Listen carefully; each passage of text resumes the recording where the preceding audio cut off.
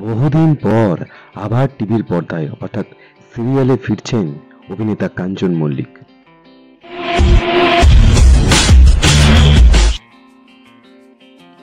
বাংলা বিনোদনের জগতে কমেডিয়ানদের মধ্যে একজন অন্যতম হলেন কাঞ্চন মল্লিক। তিনি তার হাস্যরসের মাধ্যমে দর্শকদের মুখে হাসি ফুটিয়ে এসেছেন দীর্ঘদিন ধরে। ইন্ডাস্ট্রিতে রয়েছেন বহু বছর ধরেই। একাধিক সিরিয়াল, সিনেমাতে চুটিয়ে কাজ করে গেছেন অভিনেতা। তবে শেষবারের মতো 2021 সালের কালার্স বাংলার বসন্ত বিলাস মেশবাড়ি ধারাবাহিকে অভিনয় করেছিলেন কাঞ্চন মল্লিক। এরপর দীর্ঘদিনের বিরতি। জানা যাচ্ছে কালার্স বাংলার মাধ্যমে আবারও ছোট পর্দায় ফিরতে চলেছেন অভিনেতা।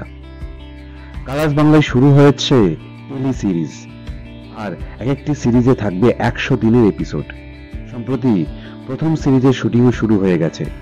অভিমন্যু মুখোপাধ্যায় পরিচালিত এই টেলি সিরিজের শুটিং চলছে দক্ষিণ কলকাতার এক স্টুডিওতে। আর এই ধারাবাহিকেই কাঞ্চনকে দেখা যাবে খুব সাধারণ একটি চরিত্রে। সম্ভবত তার চরিত্রের বয়স বাড়ানো হবে, তবে কোন চরিত্রে তাকে দেখা যাবে তা এখনো পর্যন্ত জানা যায়নি।